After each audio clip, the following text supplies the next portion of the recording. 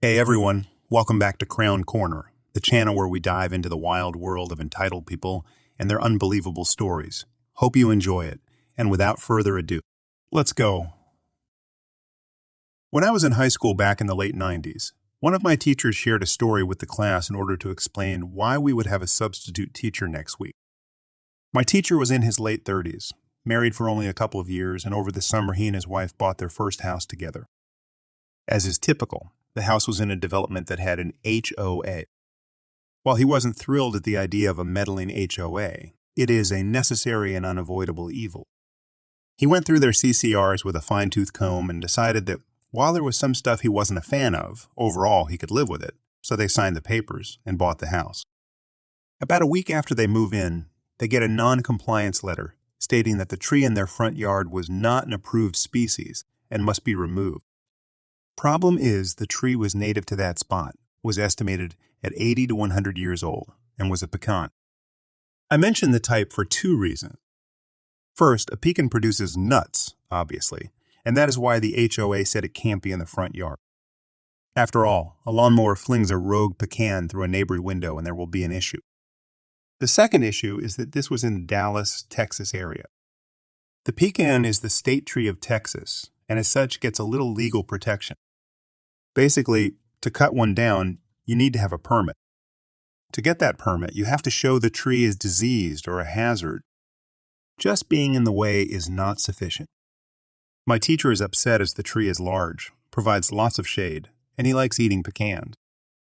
He writes back to the HOA, who turn a deaf ear and point to the CCR and refer him to their legal team for any further questions. He then contacts the county and state, who both come back with the can't remove the tree without permit, or he will face a large fine and/or jail. He copies that letter and sends it along with his own letter in a certified envelope to the HOA lawyers. The lawyers come back that the CCR is binding. He's not allowed to have fruit or nut-producing trees in his front yard, but ornamental trees of flowers and flower pots are okay. This part is important. If it isn't removed in 30 days, they will begin fining him. At this point, he gets his own lawyer and turns it over to him. A couple of months go by, and we are to the part of this story where he is explaining why there will be a substitute. He will be going to court to have a judge weigh in on the matter. The next week comes, and after the court hearing, he comes in and says that basically he lost as the judge ruled the CCR did apply and the tree had to go. However, since it was a native tree at the time of development, the HOA would be responsible for all expenses of removal. Not him as the homeowner. Now, most people probably would have let it go at this point. Sure, you lost the tree, but it isn't costing you anything. Not my teacher. The man decided it was time to protest the overreaching HOA and their absurdity. So he got to reading. After going through the CCRs thoroughly, he took a trip to Home Depot and bought some Jose, fittings, and a nicer Kohler toilet. He set the toilet up in the middle of the yard, right where the tree had been, and ran the hose and fittings to his outside faucet, so that it was hooked up for water in, not hooked to a sewer. This is the front yard after all. He then dumped some potting soil in the bowl and planted some decorative flowers. It took a few weeks, but the non-compliance letter came in stating he had house waste in the front yard, and it must be removed within 72 hours or he would be fined. He wrote back there was no house waste. They responded again, and he stated they needed to come show him where this supposed waste was. The next day, an HOA guy comes out and points right at the toilet and says it cannot be there. It is an eyesore. My teacher responded, "Sorry you feel that way about my self-watering flower pot, but I see nowhere in the CCRs that state what style of flower pot is or is not allowed." HOA gets verbally heated and threatens to call the cops, to which my teacher agreed. Having his bluff called the HOA guy leave. A week or so goes by, and the class I am in is pestering our teacher every day for news stories on this. He said he got a letter from their lawyers, which he sent straight to his lawyer. His lawyer agreed with him that the CCR in no way, shape, or form puts any qualifiers or limitations on flower pots, and as the flowers are clearly visible, it doesn't constitute debris or trash in the yard. A few back and forth things happen between the lawyers, and then the HOA moves for a trial, which gets the same judge as before. The judge reviewed the case and dismissed it as frivolous. He did put in his remarks or decision something along the lines of, while the defendant's choice of a flower pot is eye-raising and isn't traditional, there is nothing illegal about his use of a commode as art in his yard. The plaintiff has failed to demonstrate any sound reason this would violate existing rules and bylaws of their association. Let's call him Joe. I have to call him something. The man I ruined, but I can't call him by his real name, so let's call him Joe. Joe was a wife-beater. I was hired by Joe's brother-in-law, the brother of the wife that Joe beat. My client was also Joe's ex-business partner.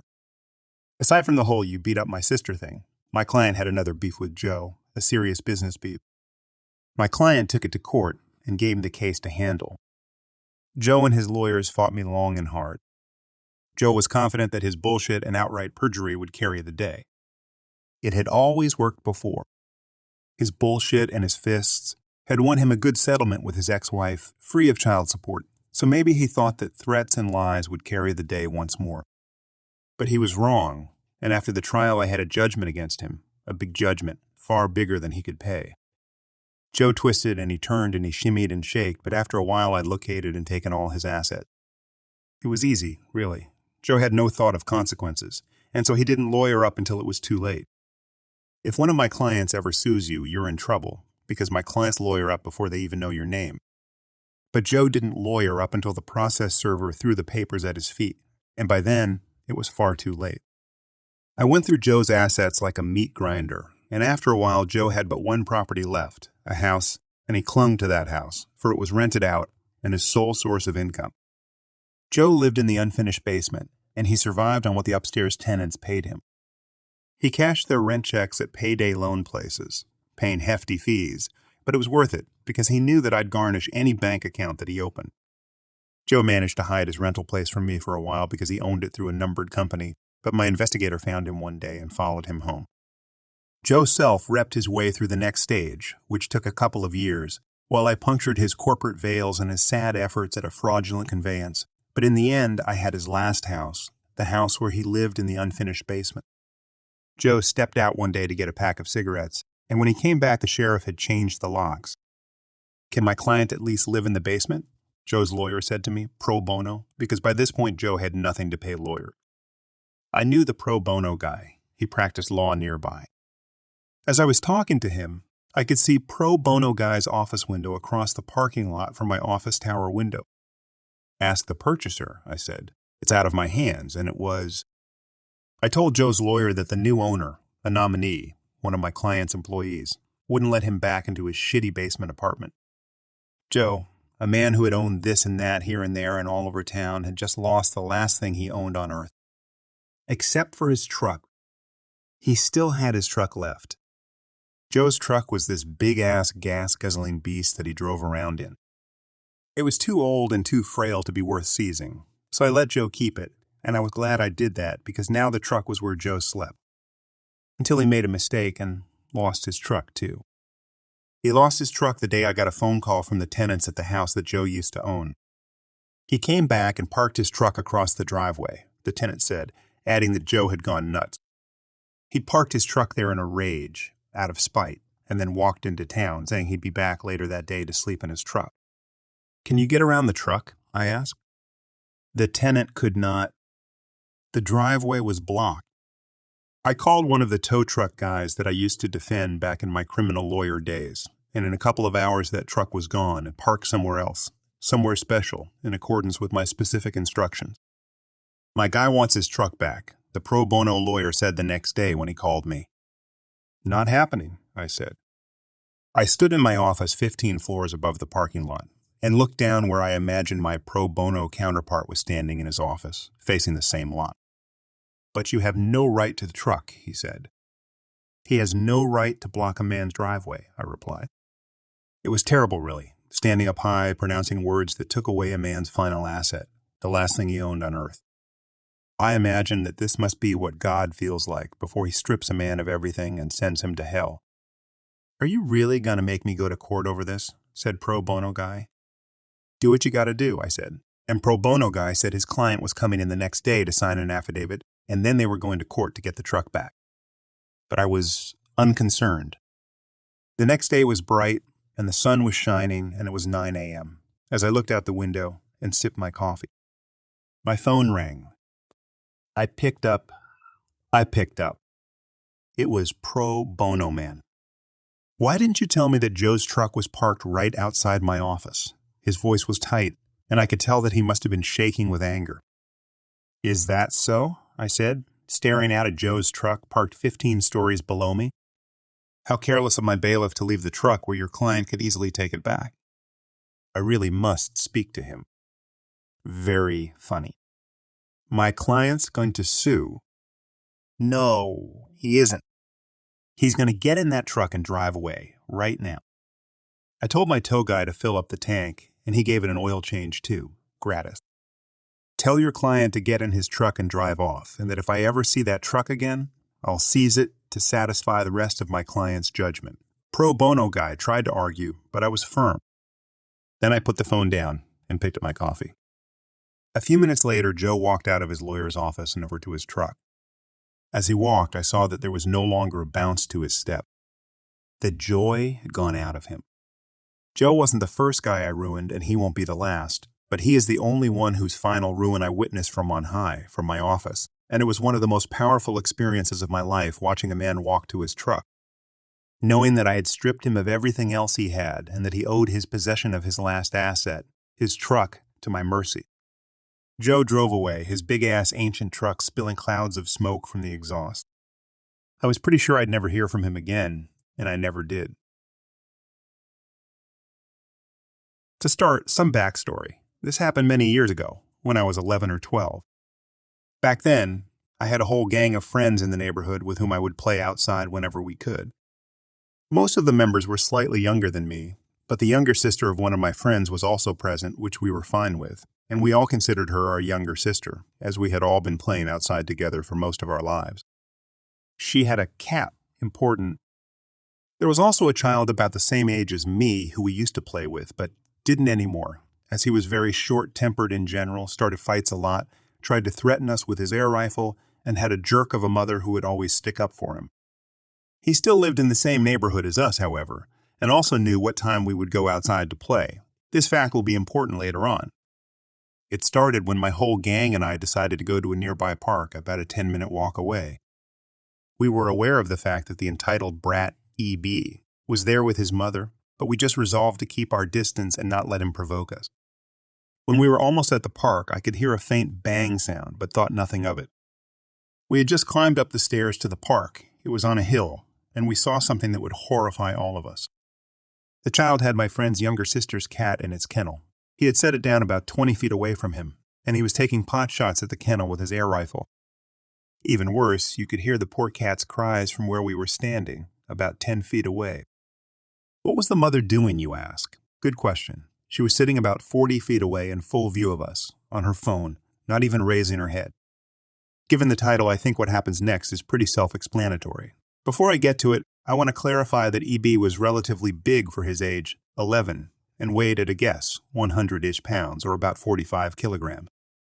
However, I was, and still am, a judoka, which means that I practice the martial art of judo with a blue belt, so please don't think this is made up. I immediately rushed him, and I didn't want to try to fight him while he had his air rifle, so I disarmed him and threw the rifle to the side, then threw him down. He, being the E.B. that he was, started screaming for his mother while I had him in one of the least dangerous hold-downs in judo. The mother, unsurprisingly, sprang towards me, screaming bloody murder.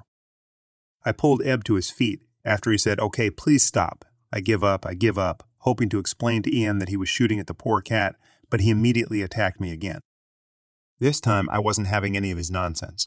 I punched him repeatedly, and after he kicked me between my legs and reached for the air rifle, which my friend was holding, I held him in a chokehold without actually choking him and put my knee into his back, which is a hold that is almost impossible to escape from.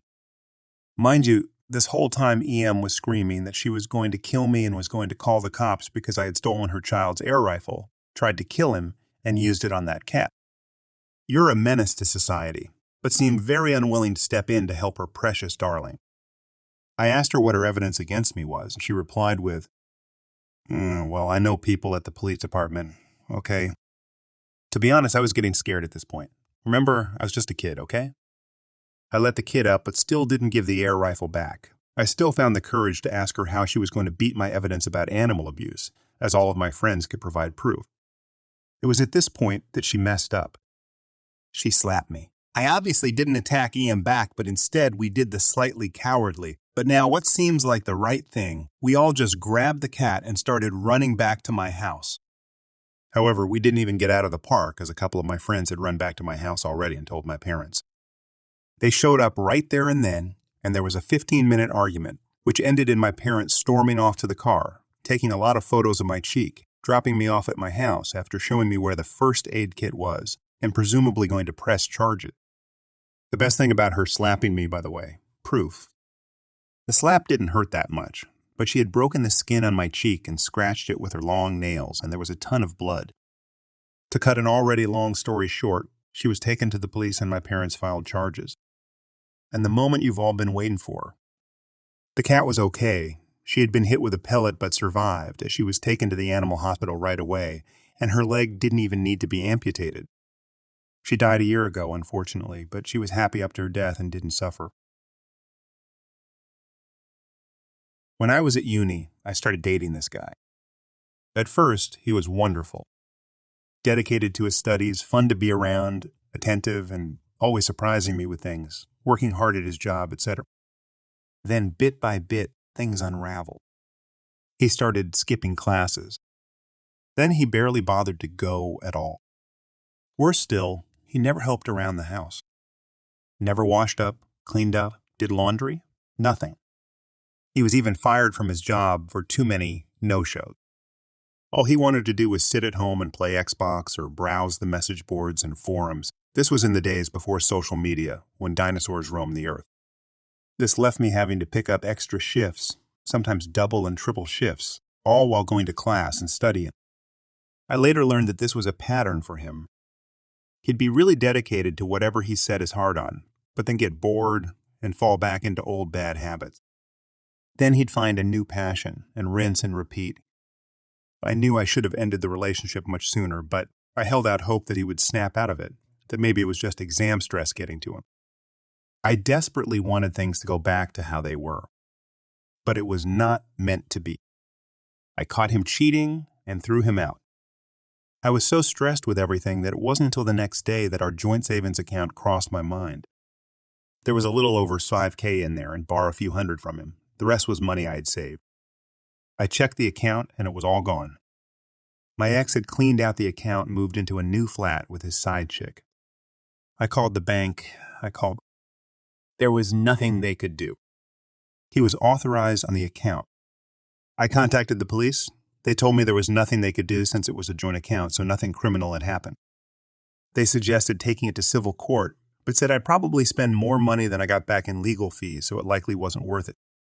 My ex had stolen his $5,000 and there was nothing I could do about it. I felt like such an idiot. I got even angrier when I saw his posts on various forums boasting about his new game consoles, new games, new TVs, and gadgets. All bought with my money. I'm not usually a vengeful person. Petty on occasion, sure, but I've never wanted to exact revenge as much as I did right then. And I knew just how to do it. While I was a student, I temped every summer to help pay for my studies. One such job had been for a debt collection agency. The work was as shitty as you can imagine, but it paid really well, and it was only for a few months. My ex had been dodging debt for many years, and he was very proud of that fact.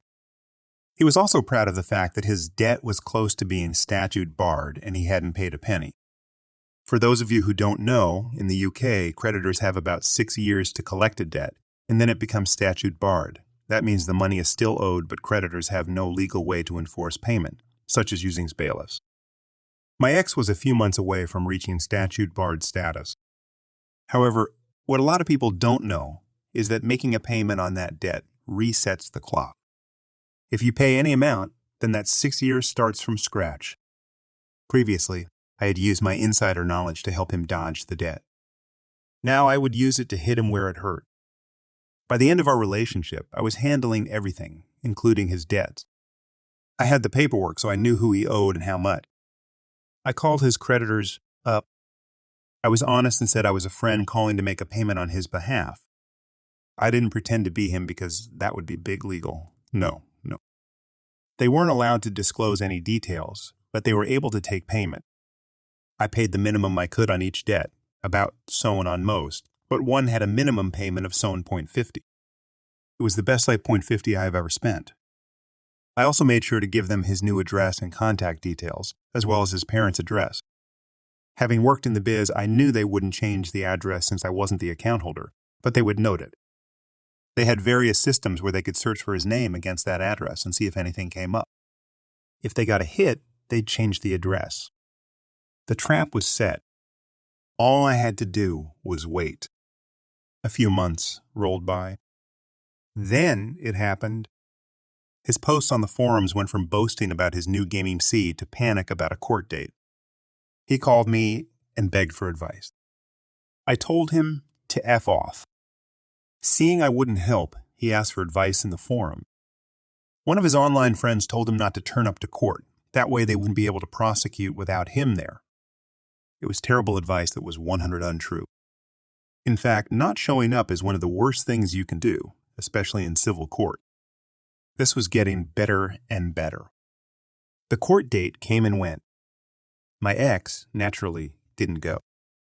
A few weeks later, my ex posted photos of his empty flat. Bailiffs had cleaned him out and taken every last one of his shiny new gadgets and toys. On top of that, he ended up with several CJ's county court judgments.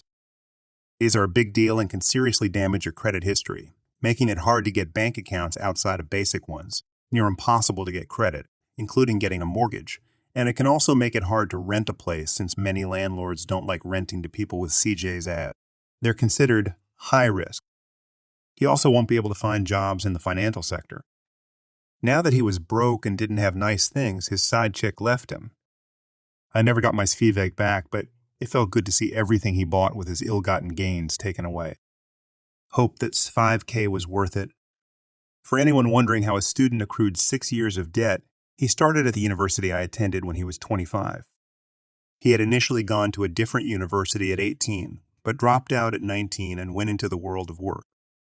Then he convinced his parents to fund business degree. He wanted to become an entrepreneur. And for anyone worried about the age gap, I deferred my uni start date by a few years so I could travel. I was 22 when we started dating. He was 26. Enjoying the stories yet? If you do, please subscribe, like, and comment. So around the beginning of the pandemic, I landed a job at a well-known U.S. fast food chain. The GM general manager was a tall, stocky, bald guy. Really liked my interview, so from the beginning, he told me that he hired me with the intention of making me a manager someday soon. So I busted my butt every day, proving my worth, often doing the work of a full staff, around 7-8 people, all by myself. I worked this hard because my previous job had just laid me off due to the effects of the pandemic on the hospitality industry, canceled vacations, and so on. And so I was just happy to have a job. In order to become a manger, you had to take the ServSafe exam. Usually, you'd get promoted whether or not you passed the exam, but per state law, there was always to be a ServSafe certified manager on duty at all shifts. Given that there were so few of us, 3 including myself and GM, that ServSafe cert was invaluable, but I'm getting ahead of myself. One day, in the middle of my shift, the GM approaches me with a book to study for my certification. I'm excited because I know that this means a promotion and a significant pay raise. I study this book like my life depends on it, with every free moment that I get throughout the day spent in the book. I'm a quick study and I progress really well through the book, but there is one major issue. The more I read, the more I discover that there were many health violations happening at the workplace. A lot of these fast food workers aren't paid enough to care about cleanliness. Most places will be okay with the appearance of cleanliness. Improper food storage, cross-contamination, changing the dates on expired products, just to name a few. We even had minors 16, 17, working in the kitchen. I decided to approach the GM about my concerns, hoping that we could get to work on fixing a few things. Instead, I met with him snarling back at me. Just do what I say.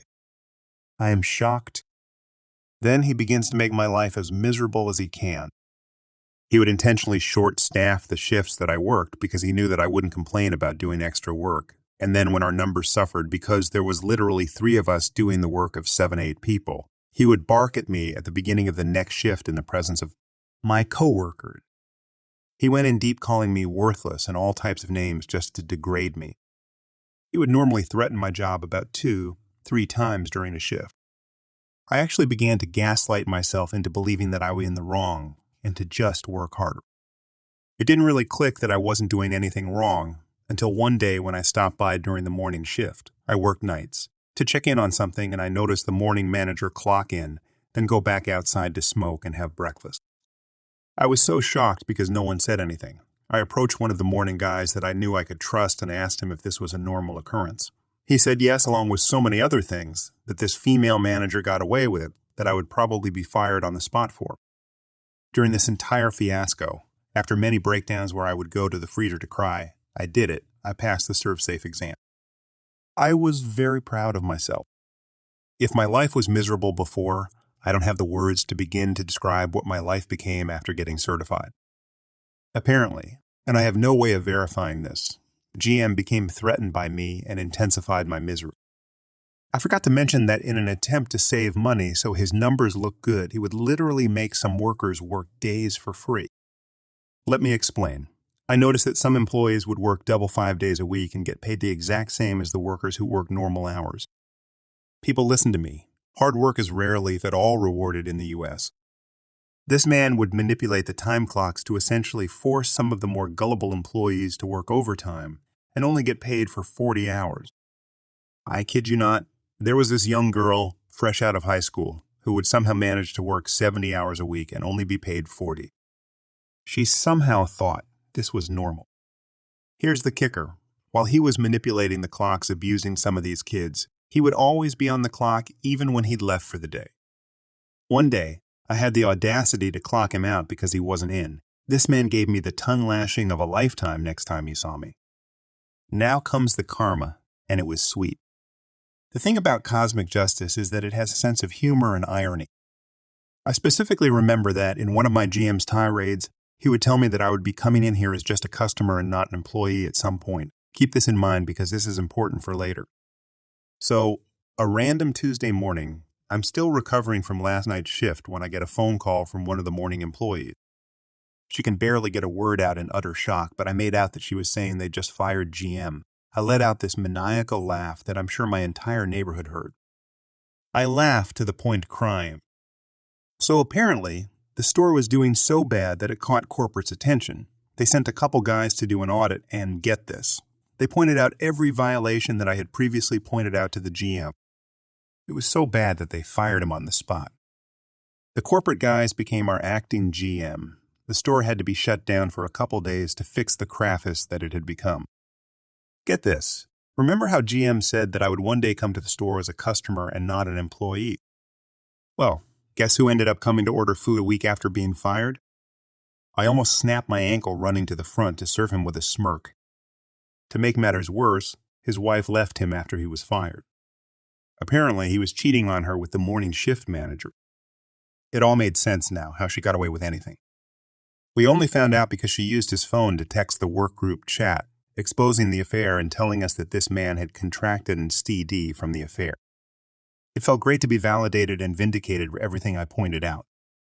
Over the next couple of weeks, we went through a couple GMs from neighboring stores who came to fill in. Eventually, things got way better. I left the job a few months later for health reasons and got a better job that paid twice what I was making back there. In 1973, my parents had enough money to build a little ranch house in the country. The small bank in town approved the mortgage. The bank signed a contract to give Bob the money to build the house. Bob, as it turns out, was overbooking himself all over town, leaving his clueless minions to do the actual work. The build took longer and longer, with more and more work having to be ripped out and redone. We're not talking about using the wrong color paint or nailing up some wonky trim here. The architect forgot to fully erase a line on the blueprints. The framers built a wall through the bathtub. My mother was told, don't put anything heavy in the kitchen cabinets, but they were attached to the drywall, not the studs, using a few roofing nails through the back of each cabinet. The garage door opening was framed into the living room instead of towards the driveway. And so on. So on. When the bank's representative showed up for the final inspection, my parents met him in the front yard, refused to sign off on Bob's work. Then representative became angry, as the bank had paid Bob a lot of money. He strode to the front door, pulled on the doorknob, whereupon the entire door, casing included, fell on him. It had simply been wedged, not nailed, into place. The bank called Bob, who finally showed up to supervise the work himself. The only problem was that Bob wasn't any better at building a house than his minions were. My parents still refused to sign off on the house. My mother was a stay-at-home mom in a nasty rental with 2 tiny children while my dad was working 2 jobs while this was going on. Throughout the entire process, the bank Bob treated them very poorly, bullying my mom lying to my dad. What should have been an exciting time for my parents was ruined. My mom cried a lot. My dad got depressed. Finally, the bank threatened my parents with foreclosure. Bob threatened to sue my parents for breach of contract BS. The bank refused to pay him any more money. So my exhausted parents went to an attorney, gave him the rundown. Plumbing, electrical, tiling issues, the whole sorry mess. My parents were scared. All they had was their small down payment savings. So if this became a lengthy court battle, the bank Bob would win. The attorney, Tom, was kind, but my dad said he could tell that he and Mom were doomed from Tom's facial expressions as he sorted through the paperwork. Then abruptly Tom smiled. "Let's get everyone together for a meeting," he told my parents. "Tomorrow." So my parents, Tom, the bank's representative, the bank's attorney, Bob. Bob's attorney met at the bank. Tom didn't give anyone else time to begin. He said, "Well, my clients have decided that they no longer want this house. Please remove it." Everyone else started to laugh. "Remove it? Have you lost your mind?" Tom, in a sweeping, theatrical gesture, placed a deed on the table. "My clients own the land the house is sitting on outright. They no longer want the house. Get the house off my client's land." Bob's attorney stared at the deed, then turned, stared at Bob. "You built a house on land you don't own?" Bob nodded. The bank's attorney started yelling at the bank's representative. "You didn't finance the land the house is on?" The representative stammered. No," Tom said firmly. "As I said, gentlemen, you're trespassing on my client's land. I expect the house to be removed with the land returned to its original state, at once." My dad said he'll remember the blank looks everyone on the other side of the table passed to one another for his whole life. Sure, the bank could foreclose on a house that wouldn't exist by the end of the week with no way to recoup the money. They didn't even own the land it was on. Bob was out the $50 he'd paid out of pocket, plus he was on the hook for tearing down the house or moving it. On top of that, the bank would undoubtedly want him to repay the initial $50 they'd given him. Could they have gone after my parents? Okay, sure. A foreclosure would have meant bad credit for my parents moving forward. They might lose their down payment, but to sign off on the house in its condition at that time would have meant thousands and thousands of dollars in cash to repair everything from the roof to the basement before the house could be safely lived in. The bank knew my parents didn't have that kind of money. They're the ones who approved the mortgage. Suddenly, my parents were good people. It was all such a misunderstanding. At the bank, Bob couldn't do enough for them. The house was brought in line with the original blueprints as specifications immediately, at no extra cost to my parents, but at considerable cost to Bob. My parents signed the mortgage. Bob got the rest of his money, just about broke even on the build. The bank's representative was fired, and Tom, attorney extraordinaire, got a stinging tale of triumph to recall to fellow attorneys for the rest of his life. But before you question this tale, please remember that 1973 was 50 years ago. Banks did things differently back then. Smaller rural banks in particular were not run the same way the bigger city banks were. There were far fewer federal regulations. In a smaller community, people didn't always follow them anyway. I'm pretty sure they don't always follow them now. Yes, they built a wall through the bathtub. No, I'm not making that up. I even left out how a plumber left his lunch bag on a partially built kitchen cabinet, but the cabinet maker didn't feel it was his job to move the bag, so he left it there, built the rest of the cabinet around it. I don't know where Bob found these people, but they were gems. Every one of them. This is a bit different from the other posts. I was in Walmart after there was another remodel and things were changed around again. I was looking for the pots and pans section. Because I hate to assume anything, I asked a few people who were putting inventory up if they worked there. They said no, and I apologized for bothering them. I told my mom that I couldn't find the section, and they graciously told me where it was. That was when a rude Karen started screaming at them. "Why did you help her and not me?" "Because you're rude. She's nice." I'm honestly surprised. I have seen people's faces get really red when angry, but her face turned an ugly blue-purple shade as she went nuclear. She was painfully loud, but it was absolutely fascinating to see those colors change the angrier she got. And since I sometimes like to start shit for entertainment, and I was curious as to just how much angrier I could work her up, I was about to just start when I got elbowed hard by my mom, followed by the look. I briefly debated on whether or not to ignore the mom's look. The decision was taken away when the manager turned up and escorted Karen right out the door and banned her from coming back. I was so disappointed. My mom saw my look and started laughing, like no sympathy at all. Thanks for joining us. If you enjoyed the video, don't forget to hit the like button and subscribe for more captivating stories. Share your own experiences, opinions in the comments below, and let's keep the conversation going. Until next time, stay tuned for more epic tales.